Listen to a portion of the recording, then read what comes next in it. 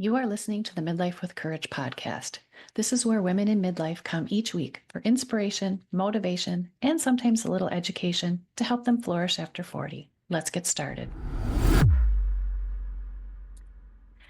Hello, everyone, and welcome back to Midlife with Courage. I am Kim Benoit, your host, and I am so happy to have you here. I'm also very happy to have my guest here today. Her name is Susan Snow. Welcome to the podcast, Susan. Thank you so much for having me. Susan, why don't you just introduce yourself, tell us where in the world you are and what you're doing. Okay. Well, you got my name right, so that's Yay! cool. I am in Denver, Colorado, or just outside Denver, about 30 minutes south. I'm married. I have three wonderful kids. I am a trauma resiliency coach, a speaker, and an author. Wonderful. A little bit about me Do a little bit of currently. everything. Yeah. Wonderful. Before we get into your story, I always like Mhm. to ask my guests, tell us about a time in your life when you felt the most courageous or you showed courage. And I bet you have a lot of them. Oh, yeah. I think the one that stands out the most is being able to stand up in a courtroom and face my dad's murderer in his eyes Mm. and make a statement to him directly. So Wow.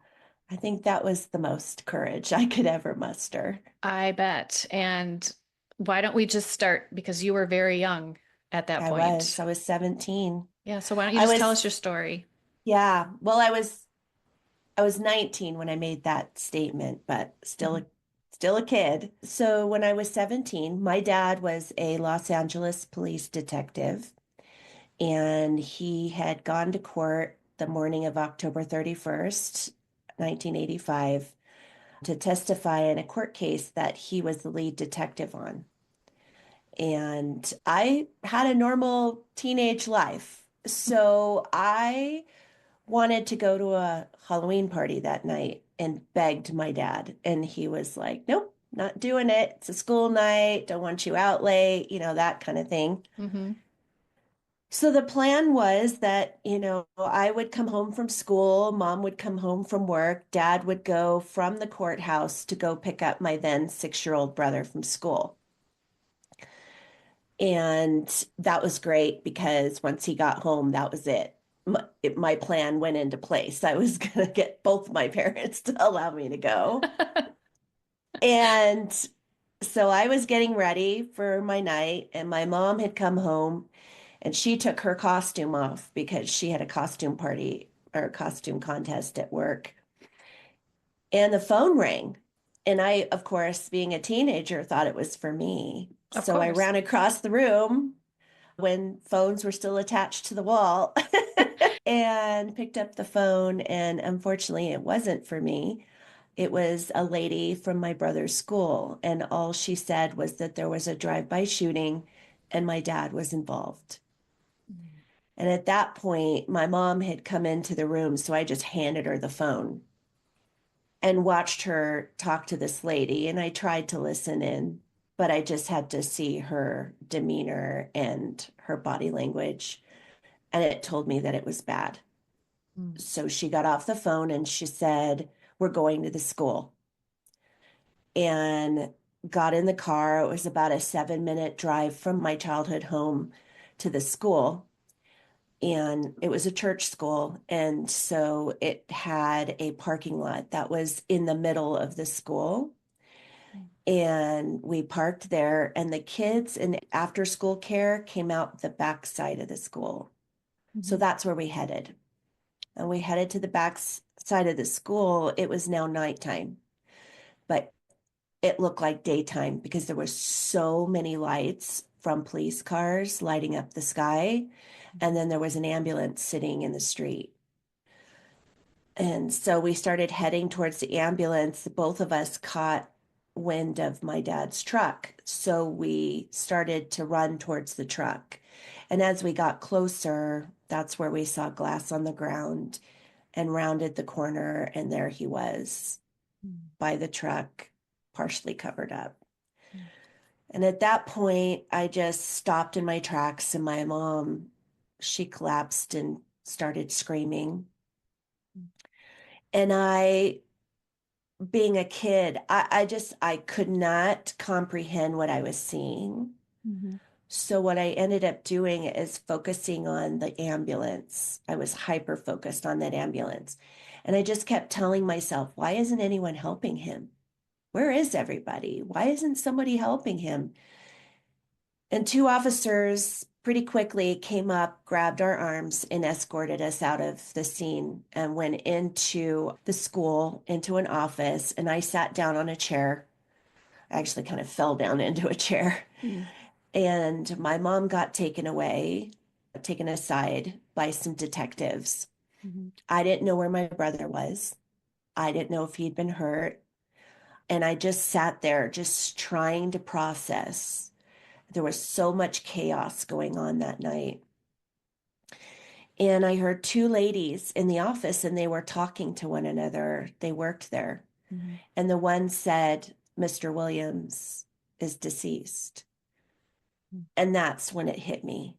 That's when my sky broke up. And I just like, I wanted to run. I wanted to run out of there and run as far away as I could. And unfortunately, my body felt like it was filled with cement. So I wasn't going anywhere. A little bit after that, my mom came up to me and she said, I'm sending you with a neighbor. Hmm. And in that moment, I thought, well, wait, I know I wanted to run out of here in my mind, Sure. but the kid part of me wanted to remain to be a part of my family unit. You know, I needed my mom. I needed to know where my brother was. I needed my brother. Sure. And I didn't get that. And my poor neighbor who came to get me knew my parents forever. You know, it's just a Oh. neighborhood thing. And I was friends with their daughter when we were very young. Hmm. And so she was trying to process everything that was going on. And Oh. here she has their teenage daughter in her house, totally inconsolable. Sure. And I had been dating this boy. He was 19 at the time, and we had only been dating 3 months. But all I wanted was for him in that moment. Like I Sure. needed my boyfriend. So I had her call him, but when she called him, she didn't give him any information.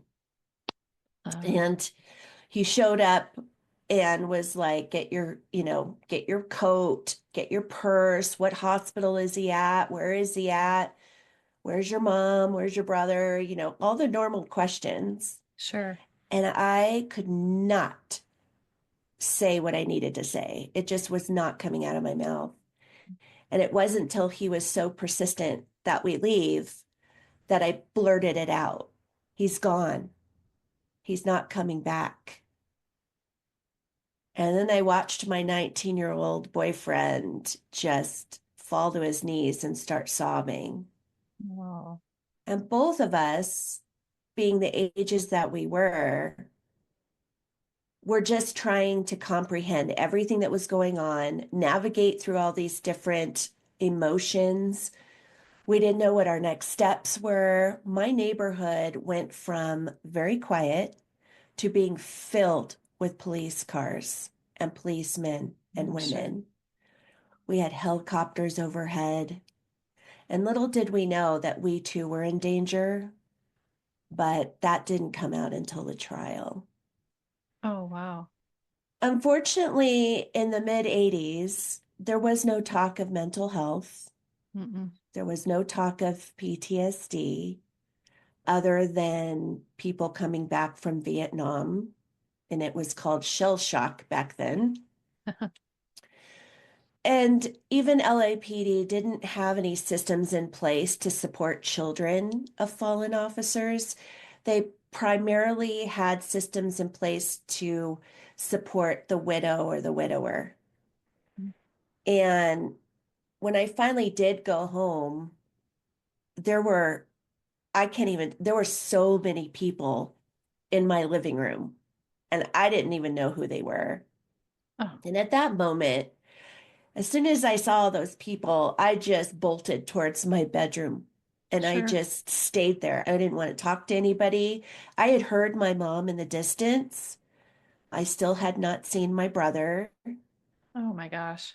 And I just hid with my boyfriend in my room until he left.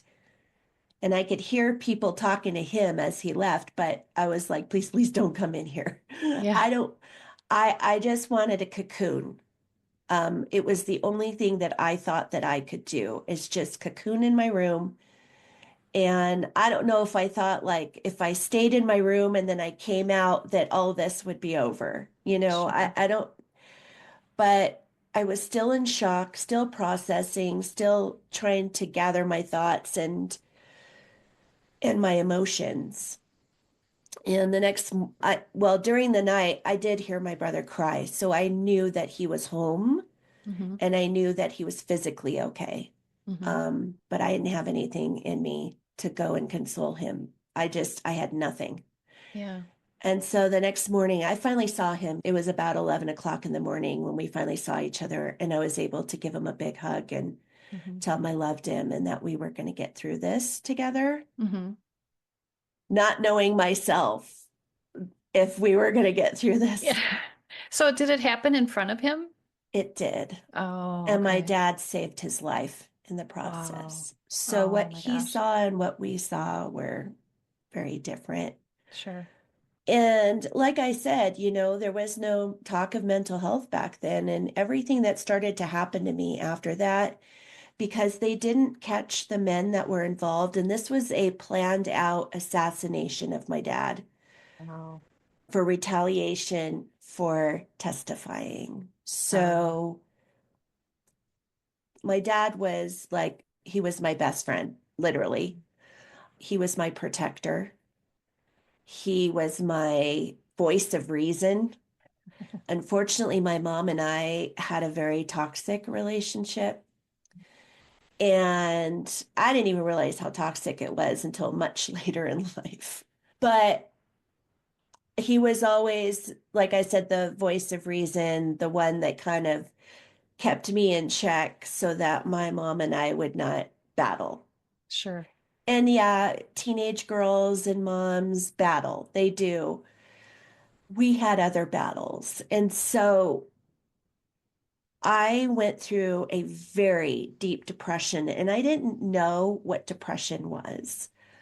And now I know suicidal ideation where I wanted to be with my dad.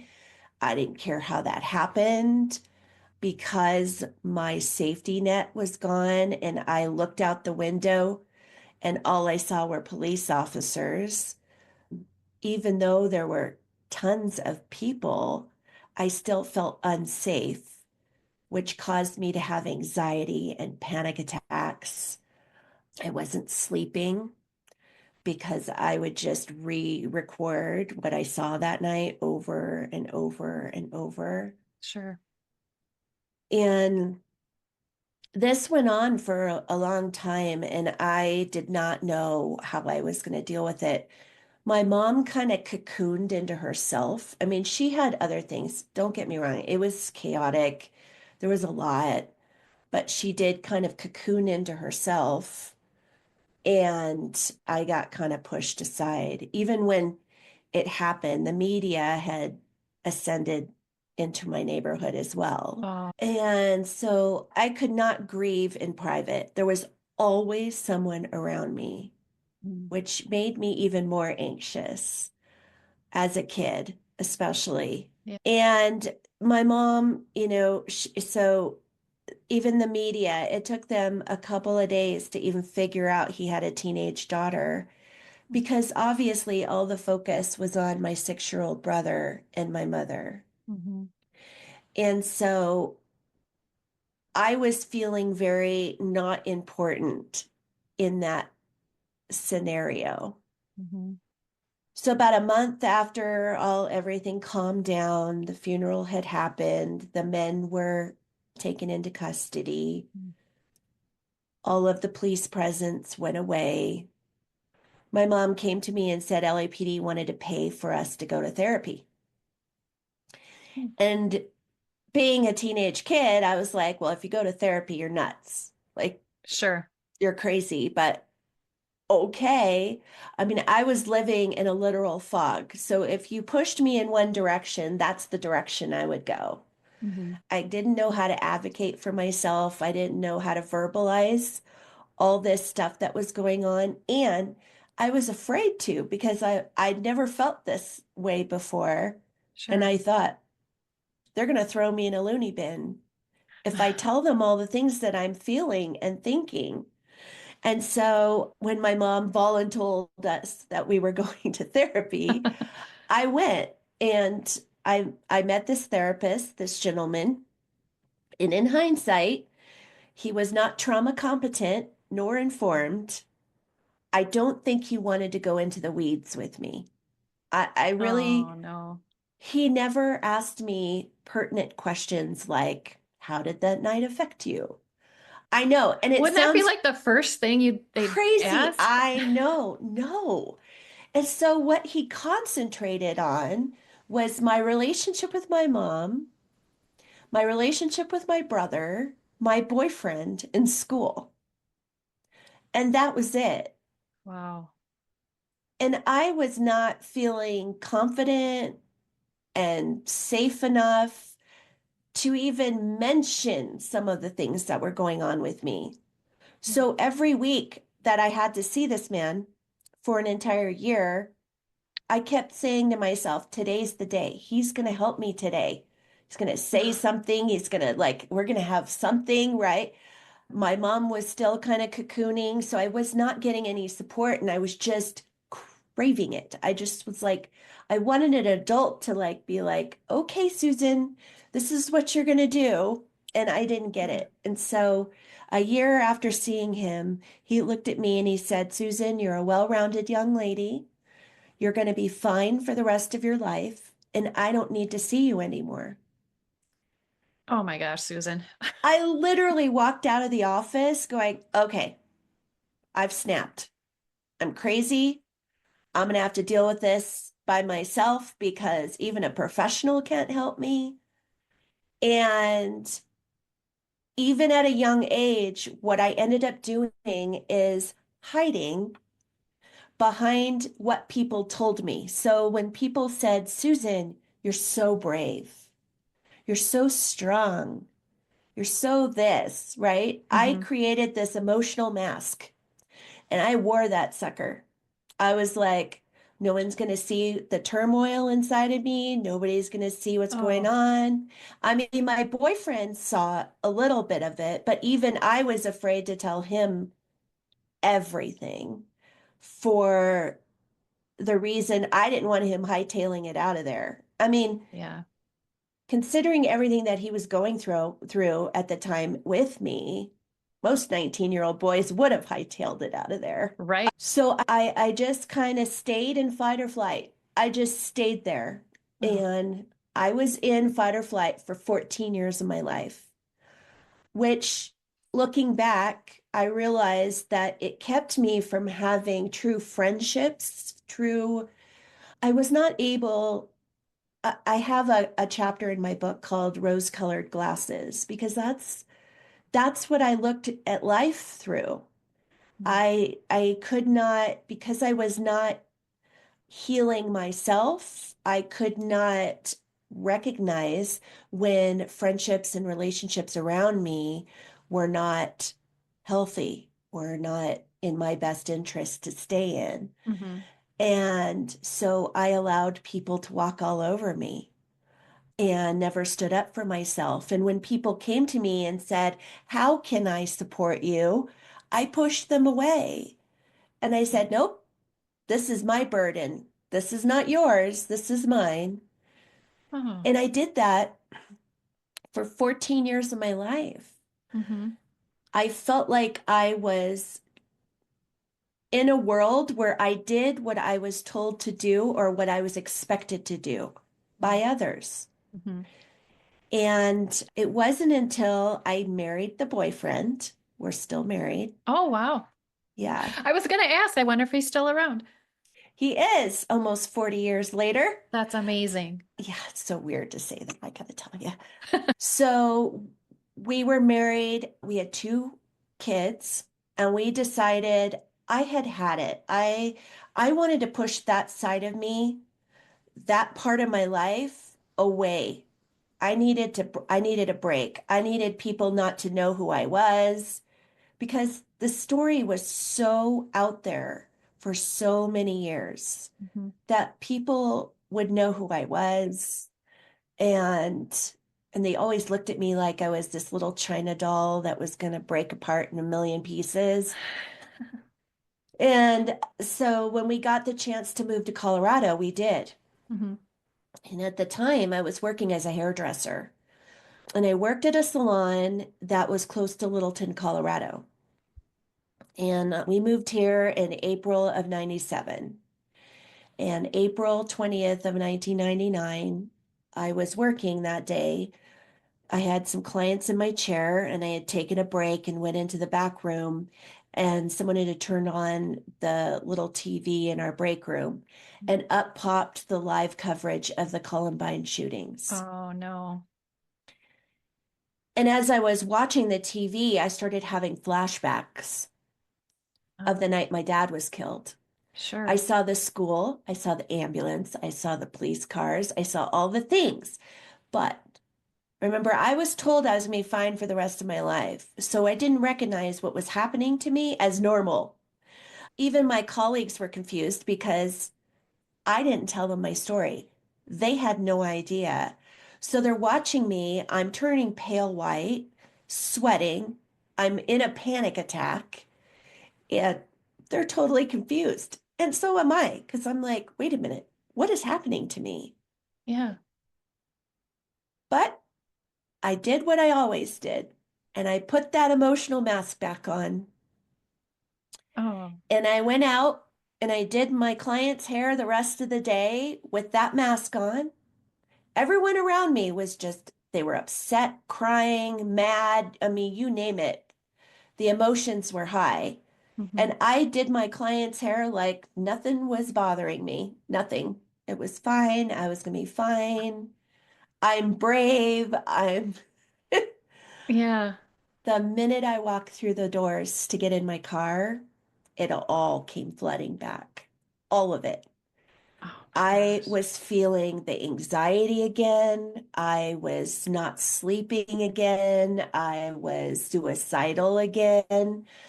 And I was really struggling. I knew that I was spiraling. Mhm. And it scared me because I really was in the mindset, I call it the dark cavern of I don't want to feel this way anymore, but at the same time, I have two babies at home that I can't leave. And Mhm. so I had this like fight. And my husband, being the smart man that he is, saw what was happening. And he met me at the door one day and he said, "You have two choices. You're either going to get help today or I'm putting you in a hospital." Wow. And I said, "Okay." At that point, I was terrified. And so I put up that white flag. I was like, "Okay, I give up." Oh my gosh. Did that kind of And feel like a relief? Like, it did because someone finally like recognized something, right? yeah, that's what I was thinking. Like, finally. Yeah, yeah. And even though I fought it, I went to the doctor, I went to a regular physician, Hmm. and he immediately put me on antidepressants because that's what they do. Hmm. And then he handed me a business card and he said, "I want you to make an appointment with this therapist." And I laughed in his face. I was like, wait a minute. I tried this 14 years ago and it didn't do anything for me.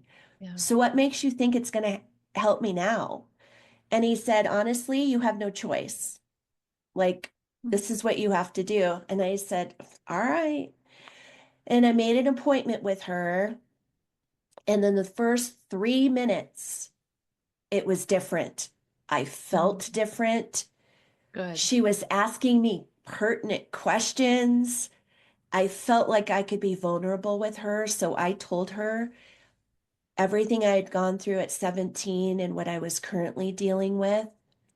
Mhm. And lucky for me, this woman specialized in severe trauma and PTSD.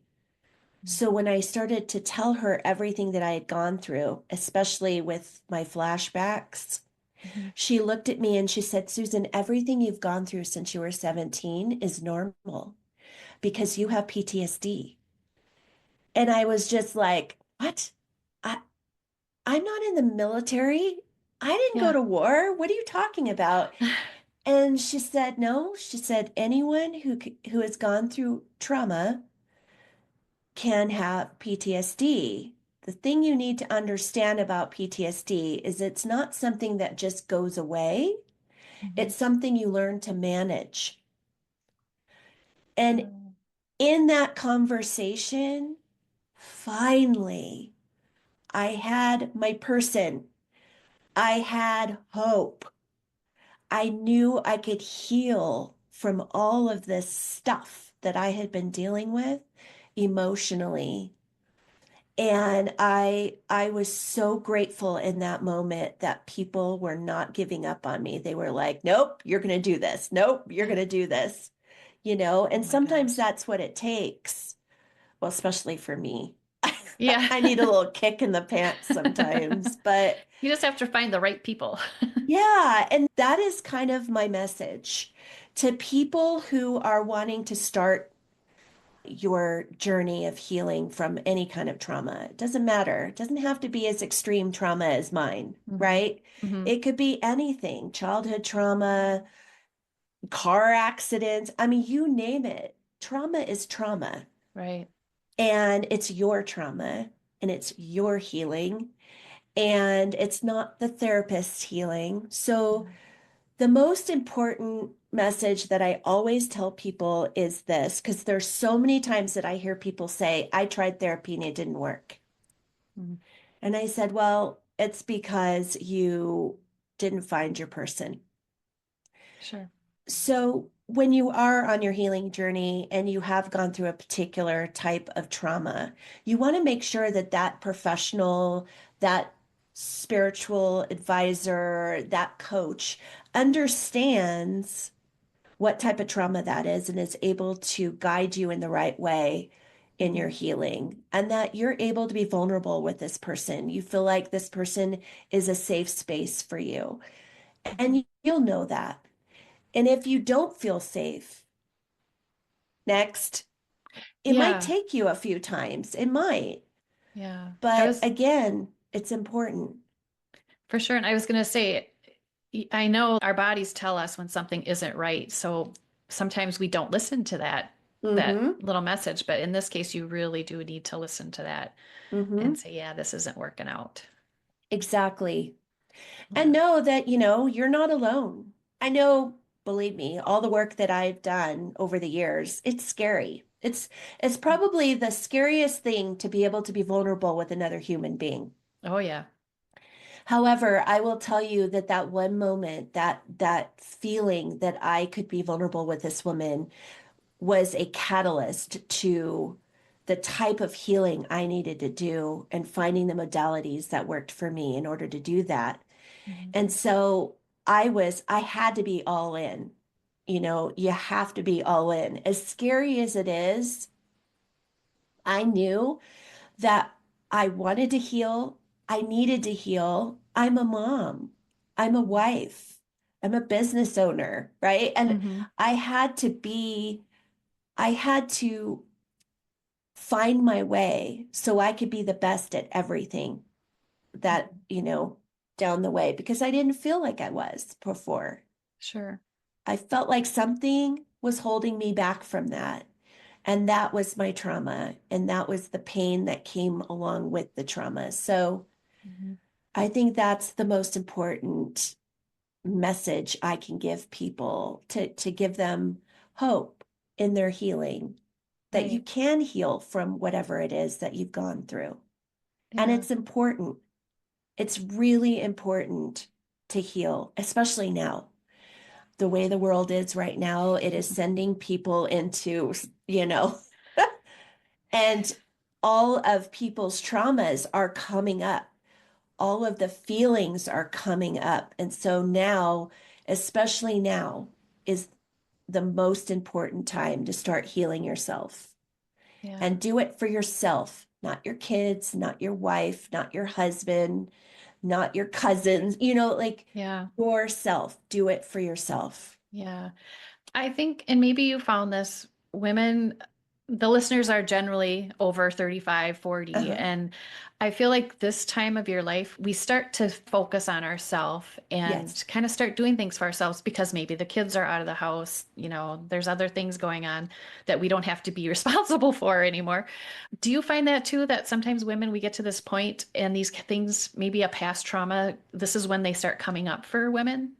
Well, it's so funny. I've talked about this a lot. There's something about the age of 50. Hmm. So for me, when I turned 50, I knew if I was going to write a book, it had to be, I like literally drew a line in the sand. I'm like, I am 50 years old. I am going to write this book. I don't know how to write a book. I don't know the first thing about writing a book, but I'm going to do it. I'm going to Yeah. do it. And, the other side of that was I was mentally in a place where I had enough tools that whatever came up for me emotionally, I would be able to move through them and Hmm. not spiral. But it took me 4.5 years to write my book. Mm. And the reason is because I had to relive and refill and do all those things because I needed to be as authentic as possible. Right. And in being authentic as possible, not only was I telling my story, but I was also telling other people's stories in the process since they've been on my journey. Yeah. And so that can be very terrifying as well, Hmm. putting yourself out there and raw and authentic and vulnerable and all those things. But I knew that I wanted to do that, not just for myself, but there were people out there that needed to have, I felt like there was a message that needed to get out there to people. And so they can read my words and say, if she did this, I can do this kind of thing. Sure.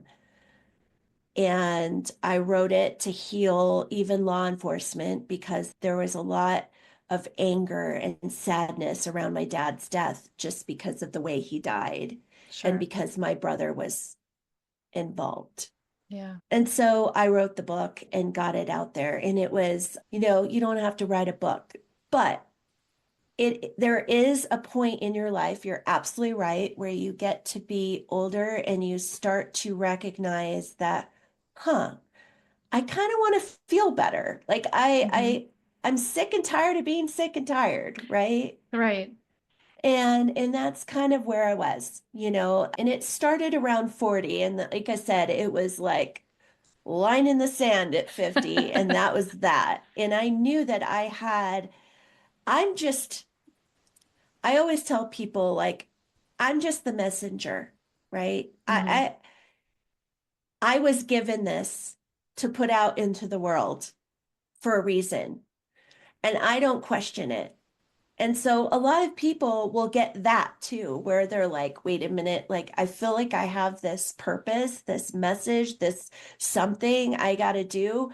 But Hmm. in order to do that, you have to heal. You have Yeah. to do it. Yep. Yeah. There's no getting around it. You No, have to. you have to heal. And I think it's so brave. That is definitely courageous to share your story like that. And yes, it will help other people, but it helps you too, Oh yeah. Every for time sure, I'm on a Susan. podcast, every Yeah. time I'm on a stage, I always learn something from someone else or even Mhm. just a little something more about myself. Yeah. And I'm grateful for that. That's why I do these things. Yeah. Wonderful. Well, thank you for sharing your story with us. Tell us the name of the book and where people can get it if they'd like to get that. It's called The Other Side of the Gun, My Journey from Trauma to Resiliency.